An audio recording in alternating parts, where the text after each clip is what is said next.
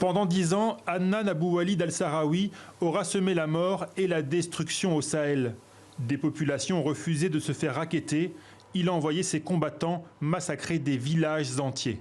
Ce qui caractérise effectivement la branche sahélienne de l'État islamique, c'est la façon dont ont été autorisées, encouragées les exactions contre les civils, que ce soit des massacres de civils, mais aussi l'administration d'une justice extrêmement expéditive, ne serait-ce qu'encore récemment, au mois de mai, avec des mains et des pieds coupés de personnes accusées de vol.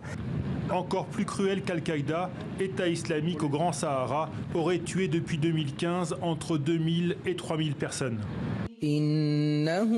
Al-Sahraoui demandait systématiquement à ses hommes de lui transmettre les vidéos de leurs massacres, comme ici en 2017, l'attaque de soldats nigériens et américains. C'est lui aussi qui, en 2020, avait commandité l'assassinat de 6 travailleurs humanitaires français et de leurs accompagnateurs nigériens. Ancien du Front Polisario, passé par les maquis islamistes en Algérie, Abou Walid al-Sahraoui apparaît au nord du Mali en 2010. En facilitant le rapprochement entre groupes affiliés à Al-Qaïda, il prend vite du galon. Quand Hakmi et ses alliés s'emparent de Gao et de Tombouctou en 2012, al-Sahraoui est l'un de leurs porte-parole. Il rejoint ensuite le groupe Mourabitoun de Mokhtar Belmokhtar, responsable en 2015 des attentats de Bamako, Ouagadougou et Grand Bassam. Puis al-Sahraoui décide de faire cavalier seul. Il fait allégeance à l'organisation État islamique et terrorise la région des 3 frontières. À tel point qu'en janvier 2020, le G5 Sahel en fait son objectif numéro 1.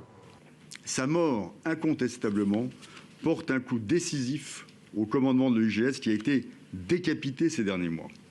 Elle intervient après une série d'opérations ayant ciblé le haut commandement de l'UGS.